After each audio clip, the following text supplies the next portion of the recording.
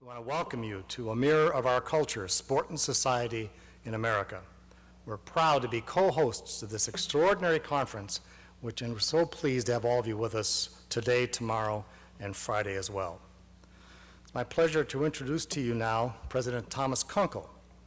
Tom is completing his second year as president at St. Norbert College. Prior to his appointment here, he served for 8 years as the dean of the Philip Merrill College of Journalism at the University of Maryland, one of the nation's top journalism programs. He also served as president of the American Journalism Review, a national magazine published by the college. Prior to becoming dean, President Kunkel had served as director of the Maryland's Knight Center for Specialized Journalism and as editor and director of the project on the State of the American newspaper. A writer and editor, he worked for a number of different newspapers in his time, the New York Times, the Miami Herald, the Cincinnati Post, just to name a few of them. He's the author or editor of 5 books. It's my pleasure to present to you President Thomas Kunkel. Well, on behalf of St. Norbert College, let me add my welcome to all of you. Back in 1958, the Green Bay Packers decided to move their summer training camp to our campus. They had a new coach, Scooter McLean. Unfortunately for Scooter, he lasted just that one season, as the Packers that year went 1-10-1. But it was not St. Norbert's fault, and we can prove it. A new guy arrived the following season, Vince Lombardi. He loved the campus, he loved the Norbertine fathers, he loved President Father Burke, and he would go on to win a lot. Over the next 9 years, Lombardi's Packers won 5 NFL championships, including the first 2 Super Bowls. More than a half century after it began, the Packers and St. Norbert College have the longest running training camp partnership in the NFL, something we are extremely proud of. And in that vein, we are simply thrilled to have the Packers co-sponsoring this first of its kind symposium on sports and society.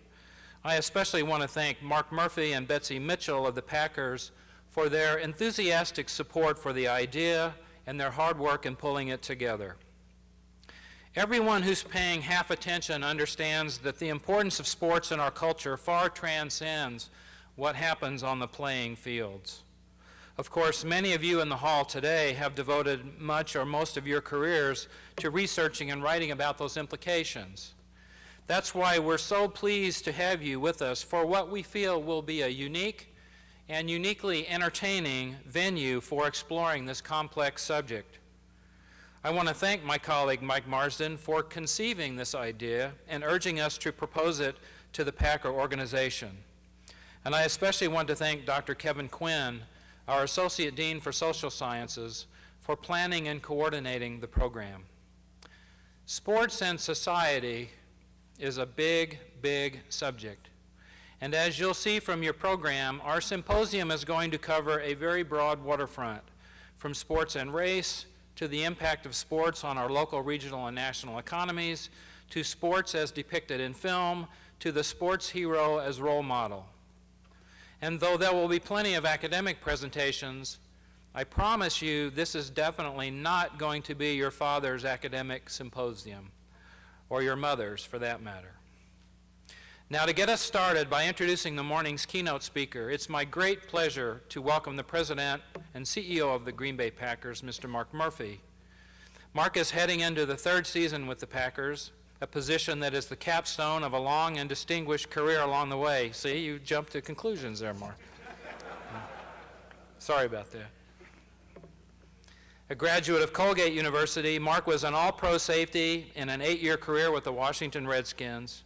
He went on to get a law degree and an MBA, serving as a trial attorney with the Justice Department, assistant executive director of the NFL Players Association, and athletic director of Colgate and Northwest Universities.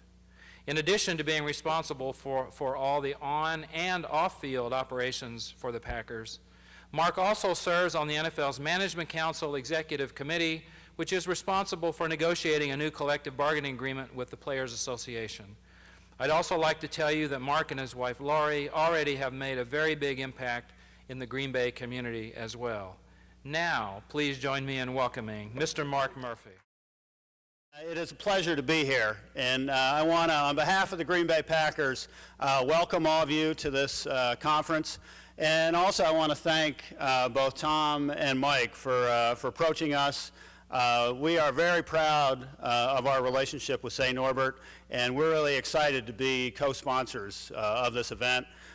This is, we think, something that's very unique across the country and really special to this community, so we're happy to be a part of it and really enjoy our relationship with St. Norbert. As you said, it goes back many years, and obviously the training camp, but this is another strong way for us to connect, and really pleased to do that.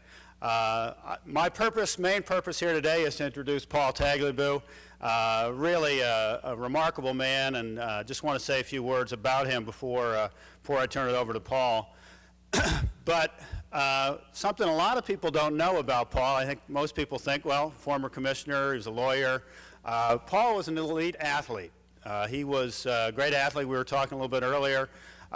Tremendous basketball player in Jersey City. Actually was a state high jump champion in Jersey City, and then went on, had a basketball scholarship, played 4 years basketball at Georgetown University in Washington, D.C.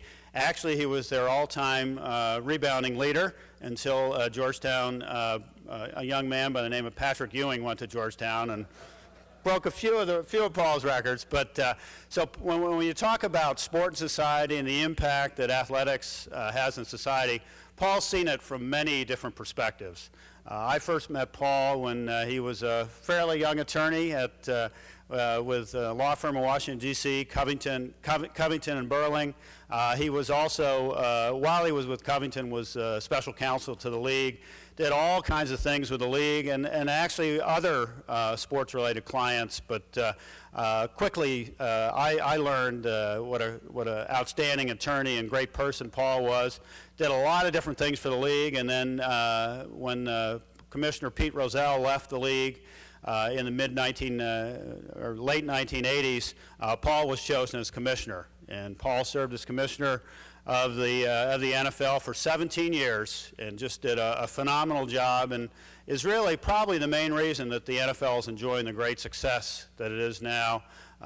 Probably, I think without question, the strongest and most powerful and most influential professional sports league in the country, and that really primarily is due to Paul's great work.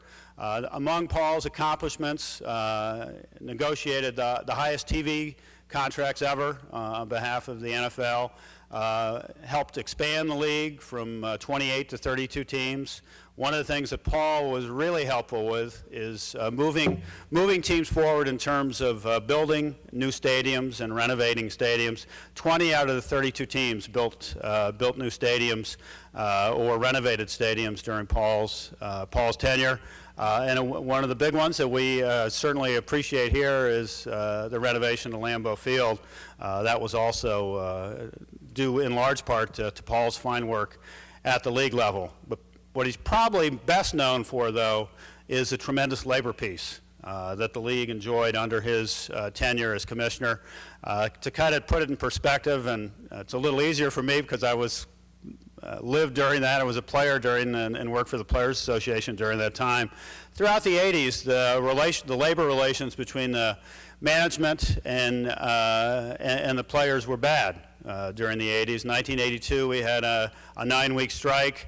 1987, there was a 3-week strike, and Paul came in 2 years after that. And during that time period, there was no collective bargaining agreement. The players had started to file an antitrust suit. And Paul quickly looked at the situation and decided, we need to reach an agreement and we need to reach a partnership with the players. And one of the things that Paul did, and at the time it was risky, but he established a tremendous working relationship with Gene Upshaw.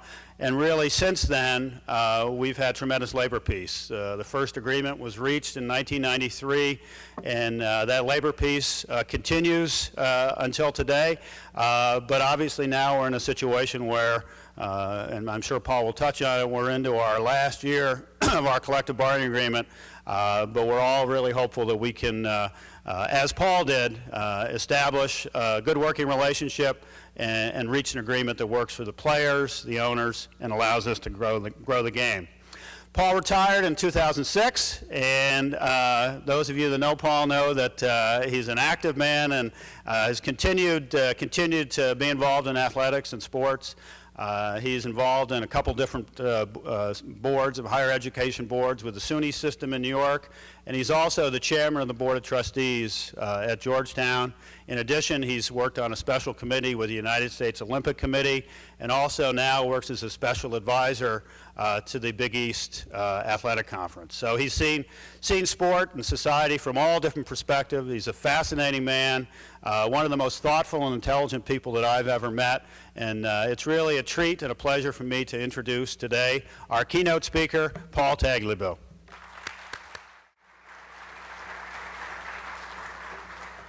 Well, thank you, Mark, and I hope I can live up to everyone's expectations. When Mark was the AD at Colgate, I got an honorary degree at Colgate. You didn't mention that. Everything else you went over. Obviously, the subject that I have today, sport in American society, is not only critically important, but it's a little bit intimidating in many ways. The scope and the variety of topics that you're going to be addressing is almost remarkable, and many of your subjects are very provocatively defined. They have far-reaching implications, not just for sport, but for society at large beyond sport.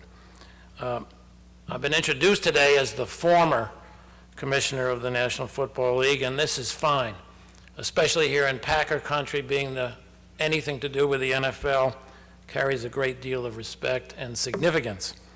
But I must say that whenever you're introduced as the former anything, it can be a bit disturbing because it may imply that you're looking at life through a rear-view mirror, and I will try to avoid doing that. Although once the commissioner of the NFL, it is really basketball that was my sport as a youngster. Basketball was my forte, the sport in which I was able to compete very successfully, and it's where I proved to myself and to others that I really was an athlete.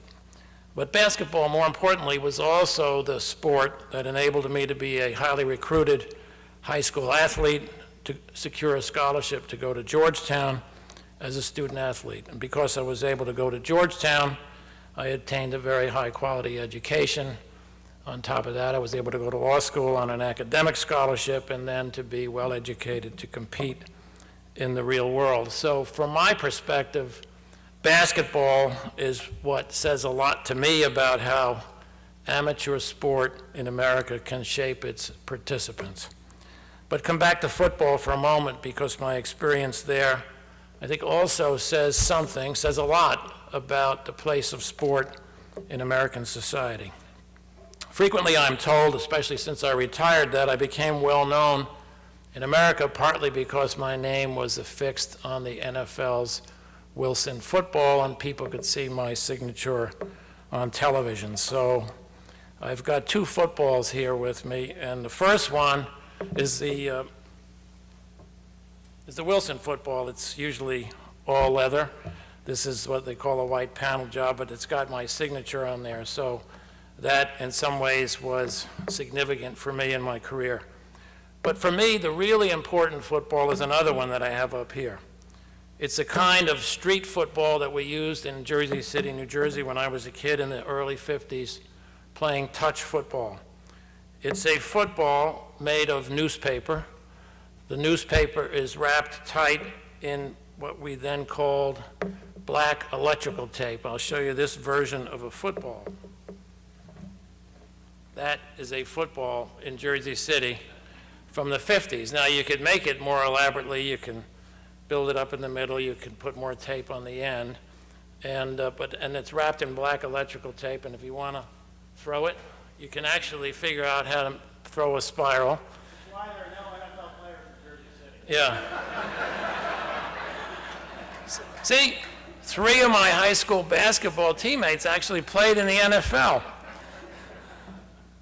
But in an immigrant neighborhood after World War II, there was not a lot of spare change to spend on sporting equipment. I can guarantee you that.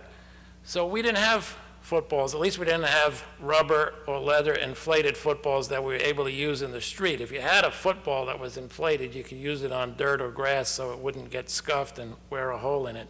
If you're playing in the street or in the schoolyard, you had to use that. You could replace it very easily. Go home, get another newspaper, get some more tape, make another football. But the key thing, I think, was that with that kind of a football, we pretended that we were, you know, Doc Blanchard, Glenn Davis. We pretended that we were playing for West Point. Those guys had been the greatest football players of the World War II years, so you would think and dream about where you could go with sport. So this type of football, this type of sport, you know, also tells us that sport in America, for many, many people, at least in the last century, was a way to connect with America's institutions and to go up and out of an immigrant community into mainstream America. My own experiences, I think, in sport are, you know, parochial, but they're shared by many in 20th century America. Take, for example, the late Supreme Court Justice Byron Whizzer White. Justice White, in the late 30s, early 40s, was the greatest college football player in America. He was a Rhodes Scholar. He studied law at Yale while he was playing in the NFL for the Pittsburgh Steelers and the Detroit Lions. He was the highest paid player in the NFL while he was studying law at Yale. And when he went to the Supreme Court in the early 60s, appointed by President Kennedy, he talked about his experiences in sport, and he put it this way. He said, while athletics are a manufactured environment, there comes that moment when you stand face to face with doing. The moment, perhaps a fraction of a second, comes when you either do or you don't. And then he continued, he said, this kind of experience is valuable in maturing one. It contributes to one's self-reliance, initiative, and integrity. And then he added, it's damn good fun, which is not to be sneezed at. So as I look at my own experience and the experiences of people like Byron White, I recognize that it's somewhat parochial, and more importantly, that my experiences and his do not touch upon the defining societal issues addressed in amateur and professional sports in the last century. Those were issues of gender and race, symbolized by Jackie Robinson's playing for the Brooklyn Dodgers in Major League Baseball in 1947 and beyond, and by the enactment of Title IX in 1972, accelerating the participation of women in sports. Now, with respect to race, as a kid growing up in New Jersey, but with dozens of cousins living in Brooklyn, I grew up as a rabid Dodger fan, idolizing Jackie Robinson, other African-American athletes, Don Newcomb, Roy Campanella, pioneers in breaking the color line in baseball. But in my own athletic experience, growing up in that immigrant environment, I cannot recall playing with or against an African-American athlete until the tail end of my high school years, which were 1957 and 58. Seems astounding to me today that so many things changed so quickly, beginning with the Supreme Court's decision on Brown versus the Board of Education in 54, the Civil Rights Act of 64, Title IX in 72. So many things changed so rapidly, but my own experience in the 50s was still in that little cocoon following World War II. So I'm going to return to issues of gender and race later on. To discuss sport and society, which is your challenge here this week, to discuss those subjects intelligently, I think you have to start by focusing on the very many different meanings of sport. There are many dimensions of sport. I can only mention a few and really can't discuss most of them in detail. But we all recognize, I think, at least implicitly, and it's helpful to do it explicitly, that sport can be many different things for different people in different contexts, not just in America, but around the globe. Obviously, we start with the fact sport is athletic competition, and it's important to keep that focus. Equally obvious, sport is a learning experience. It's about character. It's about qualities that enable you to succeed in life if you participate in sport in the right way. In short, sport can be a real education that can carry you way beyond the athletic field. The Secretary of Education, Arne Duncan, who himself played basketball at Harvard, recently said in a speech to the NC2A, quote, "I'm passionate about sports because I'm convinced that when priorities are in order, there is no better way to teach invaluable life lessons than on the playing field or the court." At some point, sport quickly becomes entertainment, and entertainment frequently becomes commercial. So at that level, sport becomes ultimately a business issue with business dimensions. Then you have issues of sport in terms of mass participation and sport involving elite athletes, amateur sport, grassroots sport versus professional sport. They involve many, many different considerations, as I learned when I was working recently for the U.S. Olympic Committee. We can also consider sport from the perspective of participants and participation versus sport from the perspective of the spectator, the consumer. And my own feeling is that that's a critically important pivot point today as we more and more live in an online world. We more and more have virtual experiences, and perhaps less and less have experiences that in some contexts are called bricks and mortar. In this context, probably called the hardwood and the grass.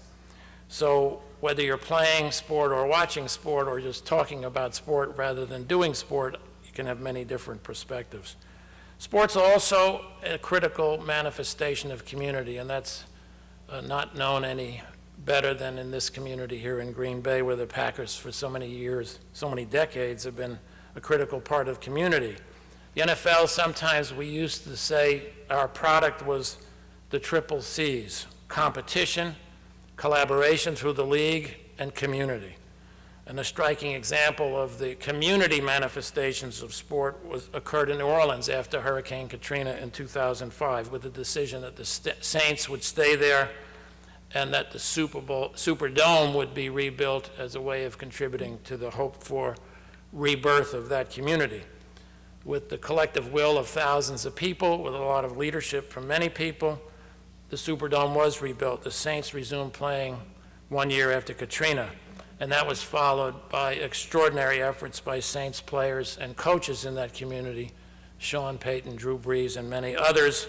In February, almost as if in a dream, the Saints won the Super Bowl, and the city seemed to be resurrected.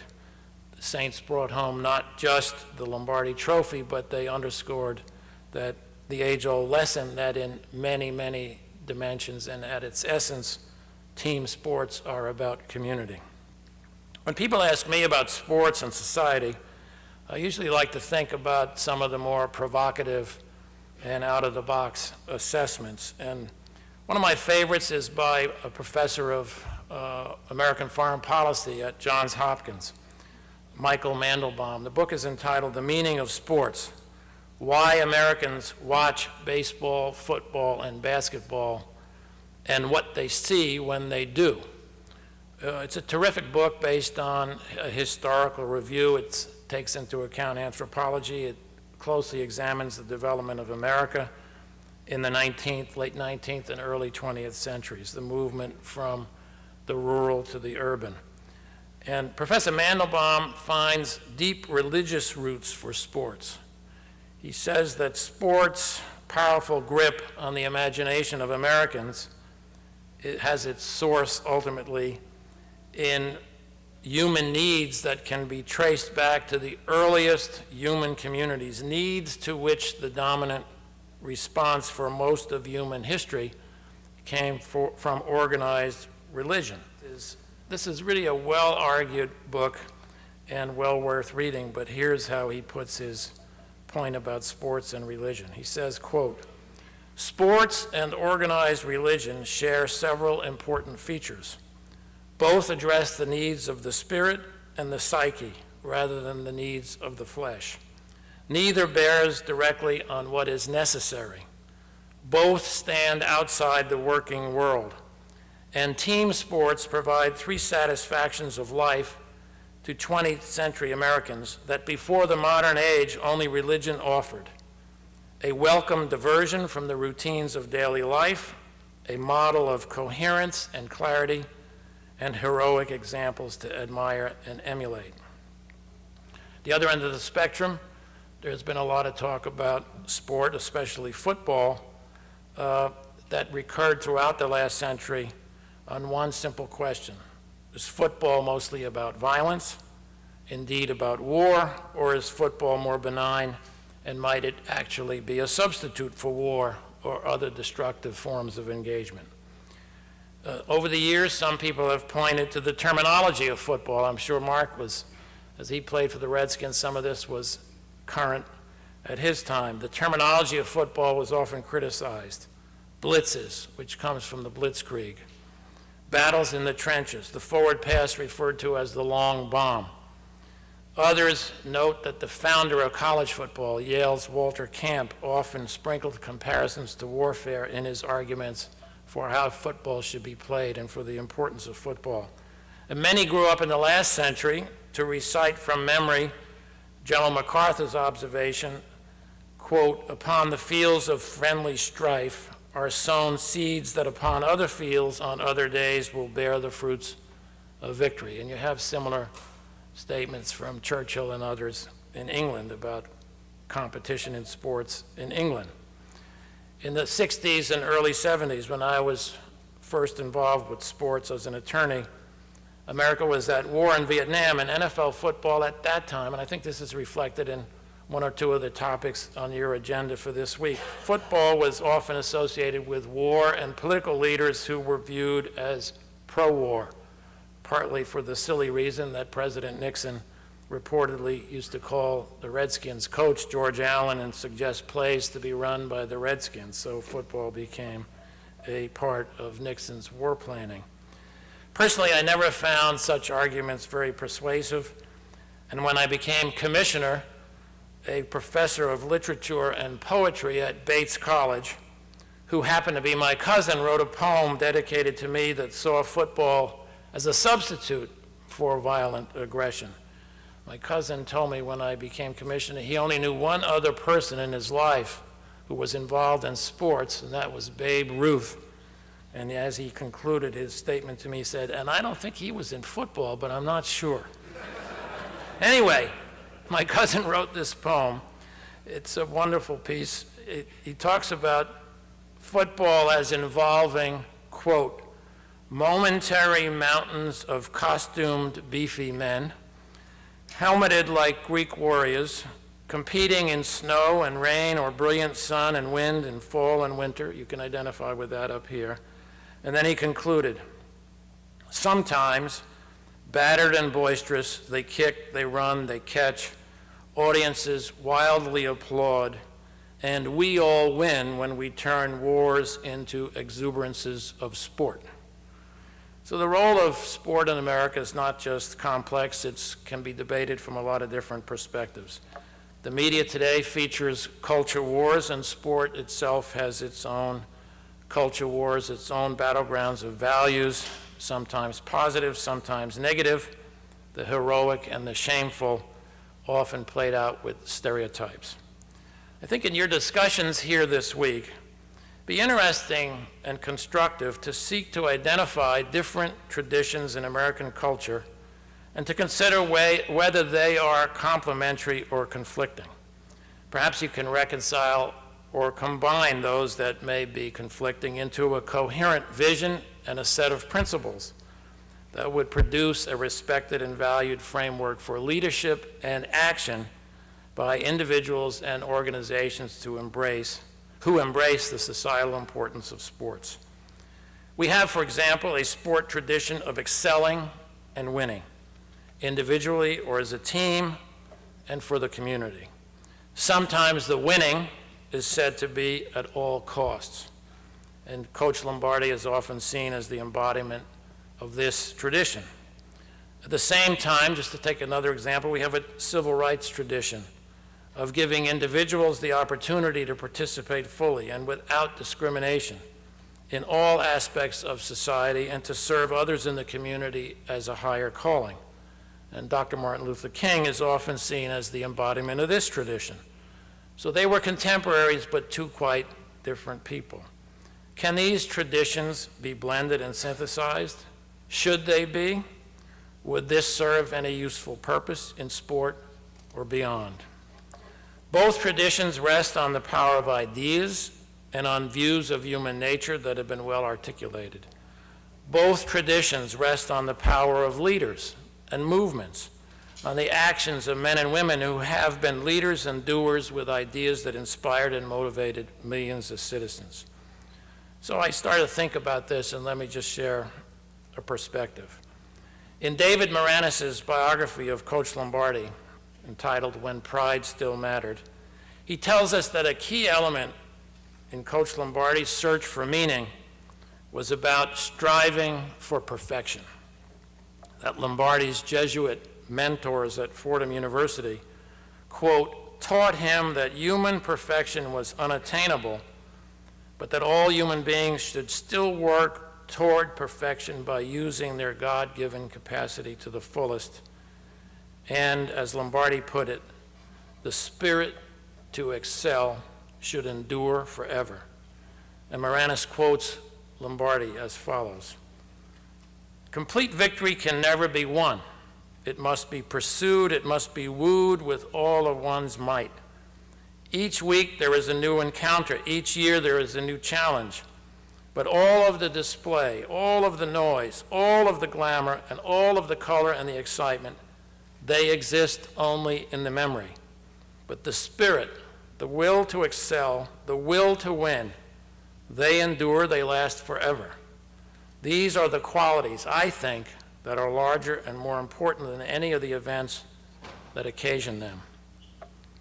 50 years ago, Dr. King, as I said, a Lombardi contemporary, but obviously from a very different background and with a different mission, emphasized also the spirit. He talked about conduct that can enrich our spirit in special ways. And he said, and I'll quote this, whatever career you may choose for yourself, doctor, lawyer, teacher, let me propose an avocation to be pursued along with it.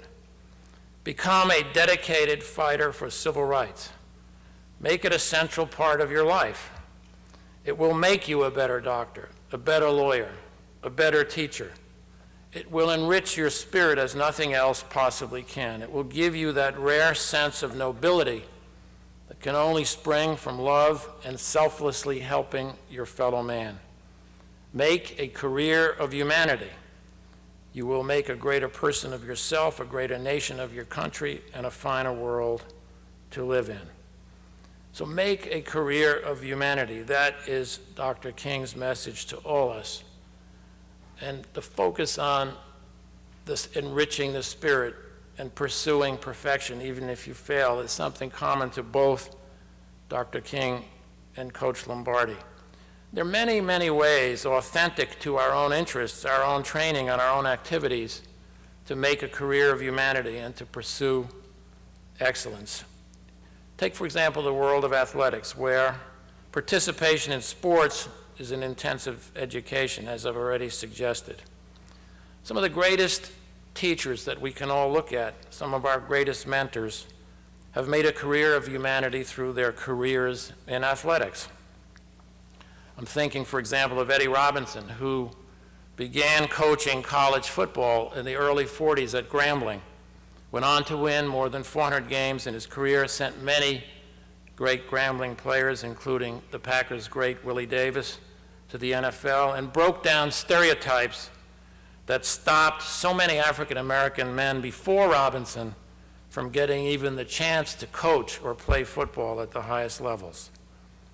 I'm thinking of Penn State football coach Joe Paterno, who liked to tell his players what the poet Robert Browning had written: a man's reach should exceed his grasp.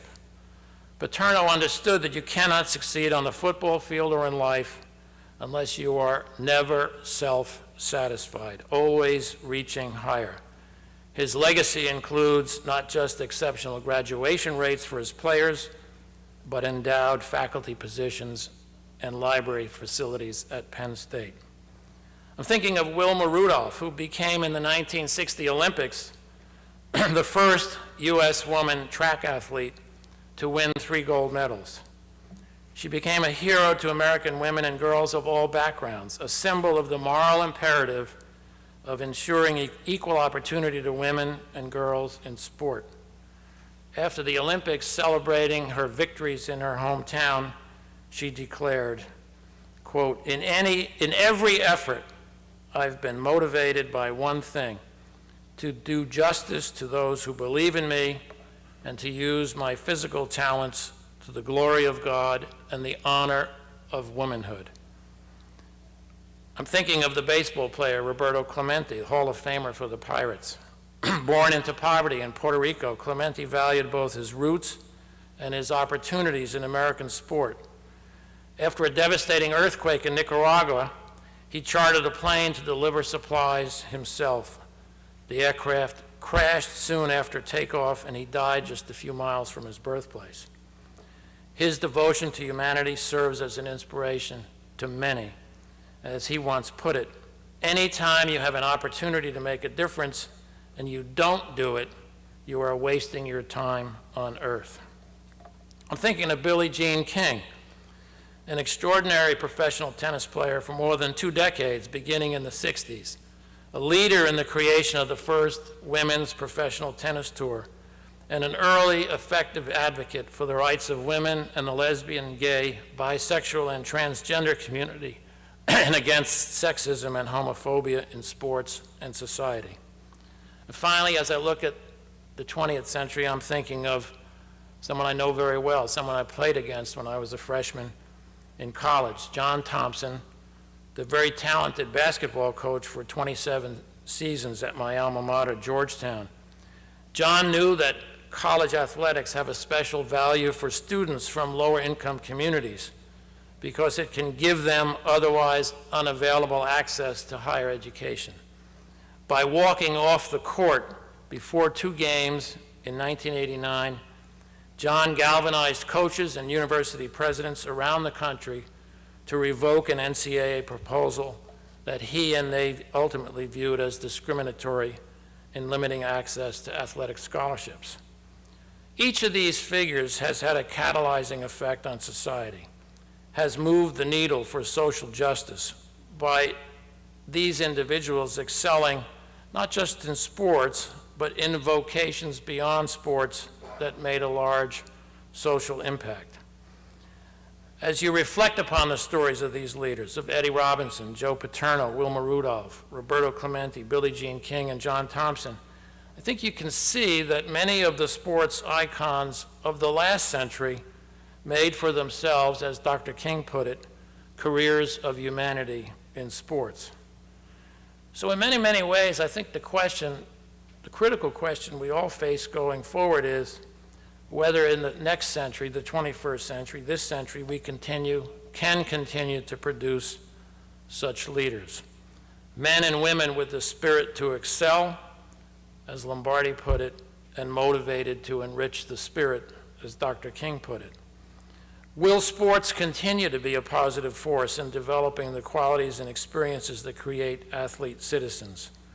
Do we have the institutions and the resources committed to create environments in which such sports leaders can grow and thrive?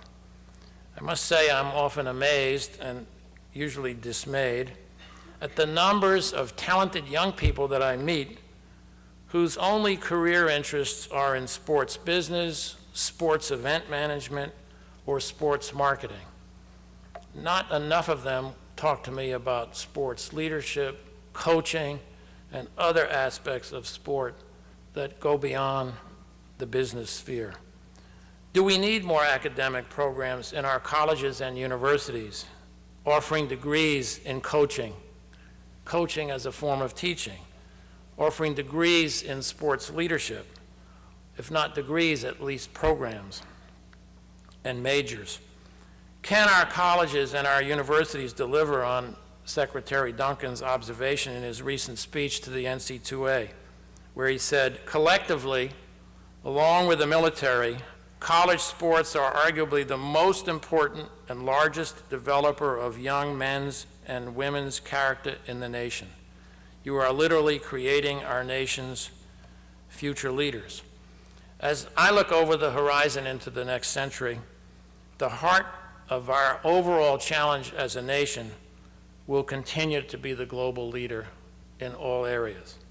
This will include leadership in sports and in those areas of societal endeavor in which sports leaders in the last century contributed enormously.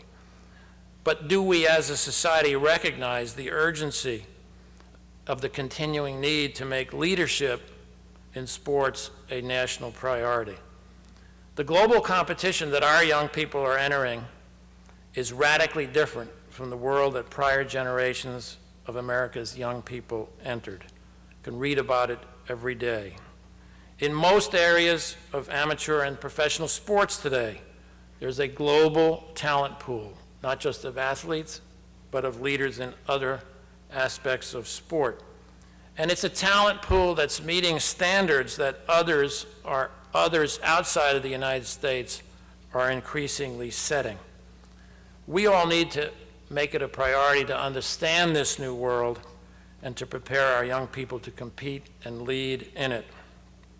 Recently, as Mark mentioned, I chaired an advisory committee for the U.S. Olympic Committee, and our committee's report recognized that an ever larger cohort of nations participates now in international sports competitions, often with government funding far beyond our own government funding, competing effectively across the board in Olympic sports.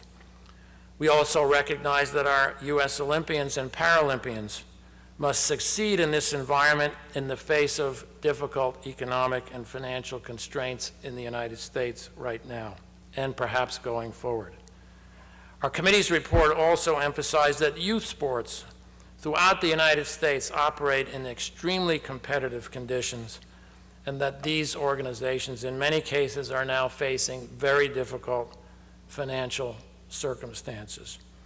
Others have raised similar red flags of warning or of deep concern. There's an important report issued earlier this year, which is being shared with the White House, suggesting that American youth sports are in serious decline and that opportunities to play are decreasing and becoming more costly, particularly with the rapid growth of participation fees to play sports, so-called pay-to-play fees in schools of all types, including public schools.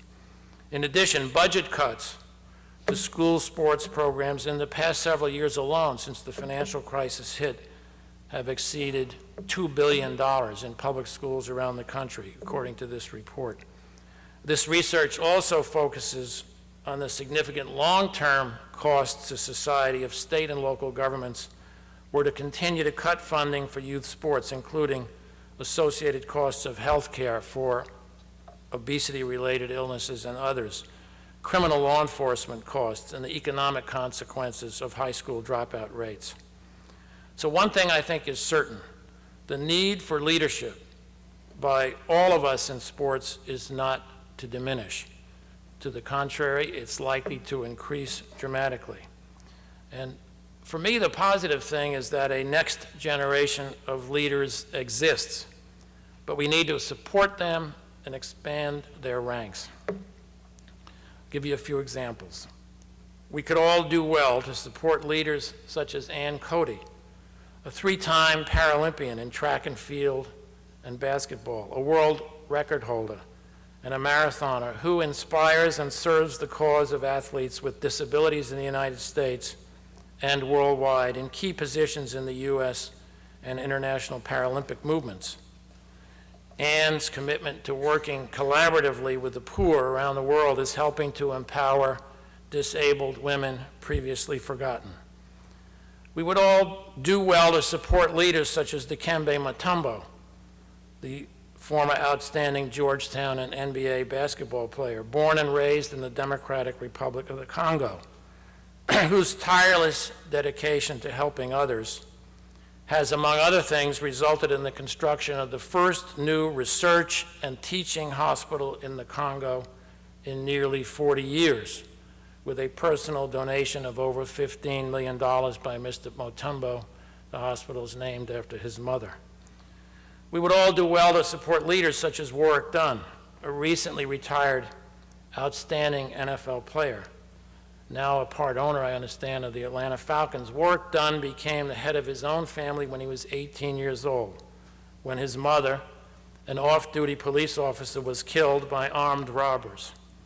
Since then, he's focused his considerable charitable efforts in helping almost 100 single-parent families obtain first-time home ownership, establishing productive environments for them to thrive educationally, socially, and economically. We would all do well to support leaders such as Brian Burke, the general manager of the NHL's Toronto Maple Leafs hockey team, Team USA's men's hockey general manager in the Vancouver Olympics. Brian Burke recently lost his gay son in a tragic automobile accident. Brian's committed himself to educational programs to eliminate the bullying of gay children and to help reduce and eventually eliminate homophobic attitudes and discriminatory practices in sports. And we would all do well to support another leader that I had the privilege of meeting in my USOC work, Angela Ruggiero, four-time Olympic ice hockey player, Harvard graduate, medal winner 4 times, recently elected during the Vancouver Olympics as an athlete's representative to the International Olympic Committee, committing herself to strengthened international cooperation in sports and creating opportunities around the globe for young and often impoverished people. So I think while there's a cause for concern, there's also cause for optimism if we understand what leadership is. As we go forward with responsibilities for sports in America, I think we can take our lead from the values, the spirit to excel, and the vision, maybe the 2 visions or 1 vision of Coach Lombardi and Dr. King.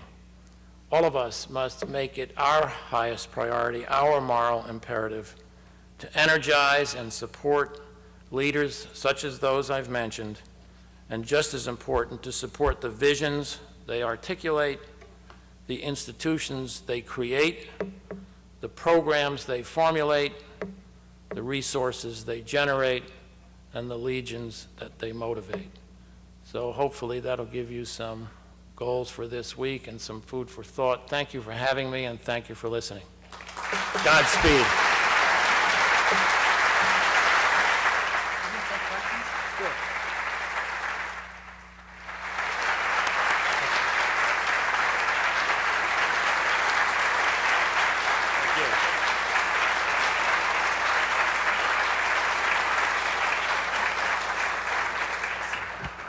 The commissioner has agreed to take questions. We have time. If you have a question, if you would rise and identify yourself for the commissioner, that would be helpful, and then speak as loudly as possible. Thank you.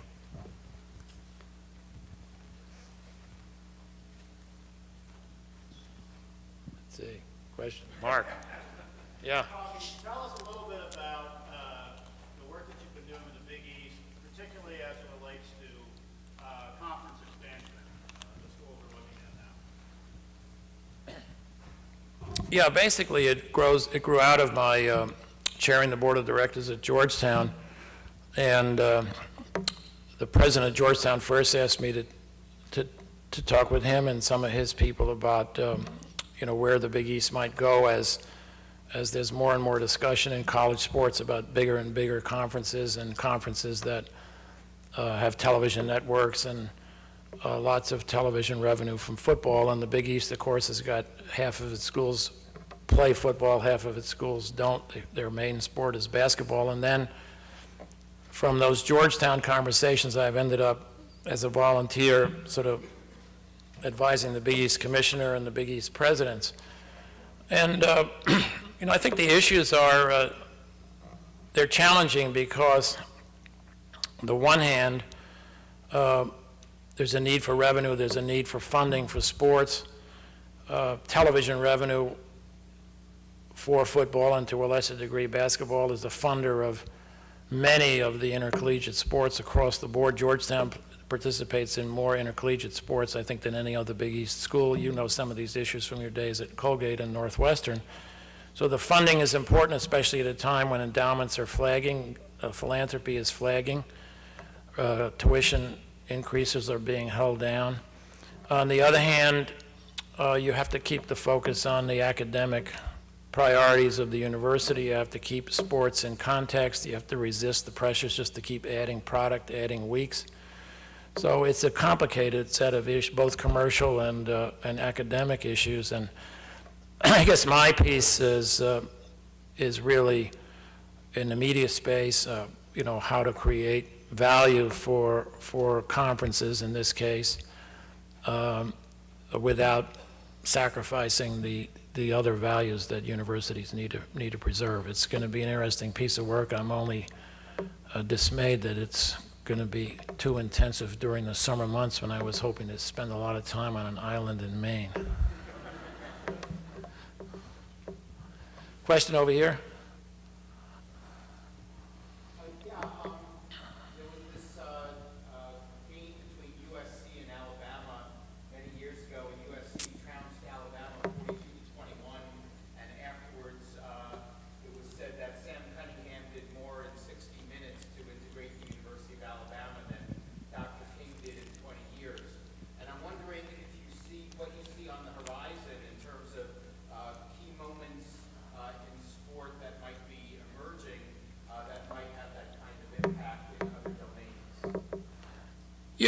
I guess the first thing I would say is that it might have had that impact on Bear Bryant, but there were so many things that happened for so many years. I think one of the great stories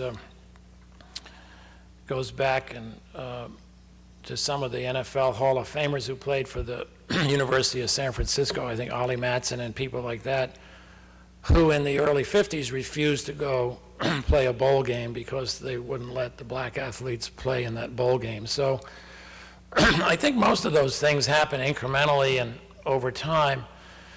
There are dramatic moments we all remember, but I think to some extent those are symbols, and symbols aren't always in sync with reality. Going forward, I think minority ownership is going to be a critical thing in sports. Having university officials who are university presidents and board members, and not just football and basketball coaches like Eddie Robinson and John Thompson, I think is going to be critical. So people will move on to people with different experiences, minorities and women and others, will move on to positions of leadership. I think those things will be very important. As I suggested in my remarks, I think a greater understanding of the needs of our disabled, greater understanding of our gay and lesbian community and people in those areas, I think is important. So, but in many ways, probably the biggest challenge has to do with the gap between the haves and the have-nots, because in many areas it's pretty clear that the resources going into sport and to leadership in sport, when the right kinds of sport experiences are available in those communities that are relatively well off in terms of income and quality of life, and the people in our society who are getting shortchanged or at the lower end of the economic scale, where they depend on public education, and in a lot of areas those programs are being gutted, and that includes people, groups in society have been here for decades, and also includes new immigrant groups. So in many ways I think that economic issue is the biggest challenge, and people who can lead in that area are going to be critical. And I think Secretary Duncan understands that, but it's not something that just the public sector can deal with. I think all of us in universities and other institutions, NGOs, need to keep putting the pressure on for participation in sports in the right ways. There's a question down here. I was going to ask you, what's the biggest threat that you see to leadership in sport, and if you will, leadership in society? Yeah, it's what I've alluded to. I think it starts with that haves and have-nots. We're going to have to make a lot of choices because we have lots of issues facing us: healthcare, education, sports. So that's why I say I think it can't all be government. It's got to be a lot of community leadership, a lot of leadership from educational institutions and NGOs, and You know, in some ways, it's about recognizing what I tried to do this morning, recognize those leaders in sports, those icons who had a tremendous impact beyond sports, and keep our focus on that, and not just on the commercial aspect of it, and you know, not just on the entertainment aspect of it. Fantasy football is great, but we need a hell of a lot more people worried about things in sports other than fantasy football. What do you see as the threat to leadership taking that step to do those things? Yeah, I don't think there's enough of a focus on just talking about leadership, understanding what leadership is, understanding how you create opportunities to lead. Leadership is a complicated thing, and I know in my own case, sometimes it takes decades to really understand how you can create opportunities to lead. At Georgetown, there's an interesting conversation going on. I'm sure Georgetown's not unique, where they're talking about a leadership academy for student athletes, in which a component of the curriculum or an extracurricular component for student athletes would be about leadership. What is it? Give us examples, young and old. And I don't think, you know, in the business community, if you look at the Harvard Business Review, every month it's about leadership. The books about leadership, there are dozens of them every year, and some of them are great, some of them are less useful. I don't see that in sports. Why not?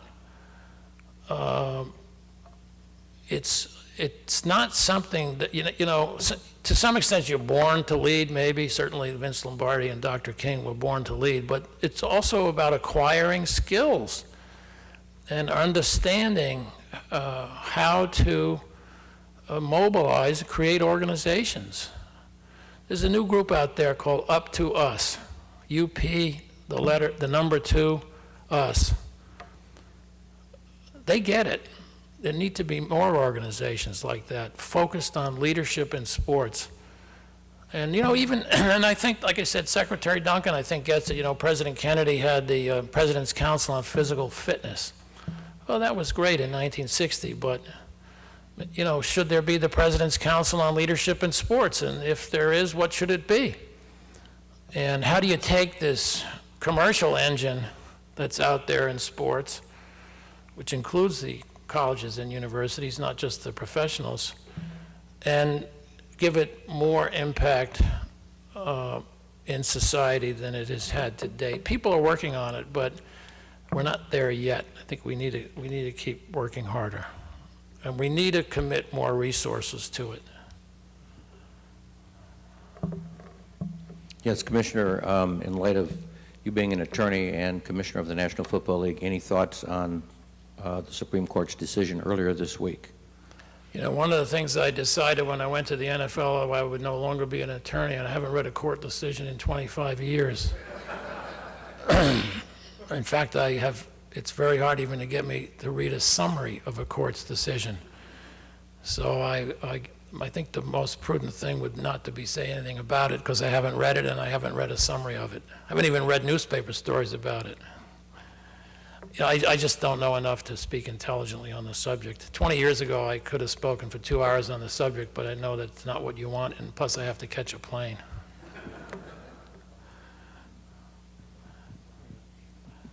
I guess the only thing I do know is that it never would have had any effect on the labor negotiations, and it's a completely different issue from labor. So in terms of the big priority for the league, that whole court case was irrelevant. Mr. Commissioner, thank you for being with us here in Green Bay today. My name is Robert Hankwitz. Question for you. A reflection of our society is the financial challenges. You touched on that briefly. In order for a team or an individual to make an impact in sports, they have to take the field. With the news recently of the Texas Rangers filing for bankruptcy protection, a number of NBA teams that are supposedly on financially shaky ground It was even said that in the NFL, teams like the Jacksonville Jaguars may not have good financial stability. Do you think in this era of financial challenges that we are going to see teams or maybe even entire leagues for main sports, not other leagues, but of the four main sports, where they will just contract or maybe even go away? I don't think so. I think they have to figure out how to reallocate their resources. You know, we had a boom economy driven by lots of different things, including technology, the internet, unfortunate leverage and financing, and lots of other things. So we need, and plus we're competing with nations around the world who are going to outcompete us for various reasons. In some cases, they have lower cost wage structures. In other cases, they're working harder with science and technology. So we're going to have to readjust a lot of our organizational and institutional economics. But if you have an NFL with $7 or $8 billion of revenue, an NBA with revenue that's a big fraction of that, baseball close to the NFL, they shouldn't be talking about bankruptcy. You should be talking about reallocating your resources. And a part of that reallocation should be to these kinds of issues.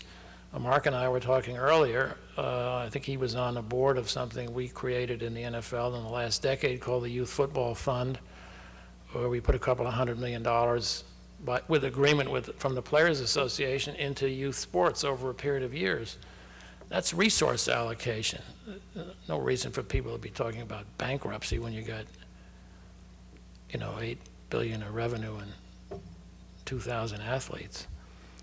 So, and the universities are facing the same thing.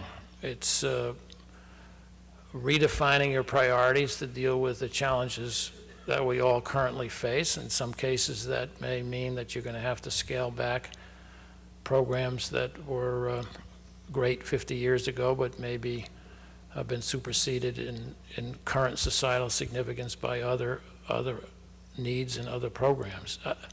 Every board I'm on a lot of boards. You know, usually that people say the function of a board is oversight, the function of the executive team is management, and I always add one thing. The function of a board is resource allocation.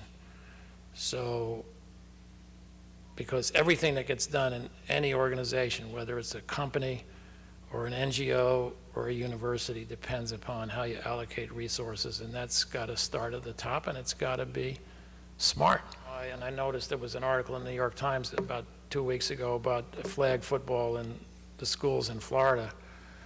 You know, if women are fighting in Iraq and Afghanistan and playing rugby, there's no reason they can't play football. So that's my answer to that. If they want to, if they prefer to play other sports, that's fine. Will they ever, you know, play tackle football? Will they ever play professional rugby? I don't know, but all I do know is I meet a lot of women who are delighted to be playing rugby, delighting to be playing ice hockey, like Angela Ruggiero I mentioned. I spent a lot of time with her in Vancouver in February. And if people can do what the USA women's hockey team does, they can play football. And they are. So there'll be opportunities for leadership there, just like Mia Hamm and others have provided in other sports. In terms of leadership at some institutional or organizational level, I think those opportunities will come. I don't think you have to have participated in a sport to be a leader or to be an executive. In fact, when young people ask me, what should I do to have a career in sports? You know, I'm trying to get an internship with Major League Baseball or the NFL or with Nike. I usually tell them, go someplace else. Go to work for a labor union. Go to work for somebody else. Because the most valuable thing you can do is to get experience outside of sports and then bring it into sports. So I don't think you have to have played football or ice hockey to be a leader, you know, to be a woman who leads in football or ice hockey. I think you need there's there's a woman here, Stephanie Streeter, is on the Packers board and was the head of the U.S. Olympic Committee for a while. I think she's a phenomenally talented executive. I don't think she was ever an Olympian. Probably was held against her by some people, but that's one of the things we need to redress.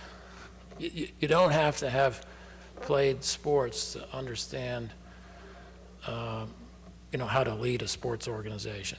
It helps in some ways, but some of the most successful leaders in sports were bookworms and not athletes. Okay, thank you very much. Have a good week. I can leave that for somebody.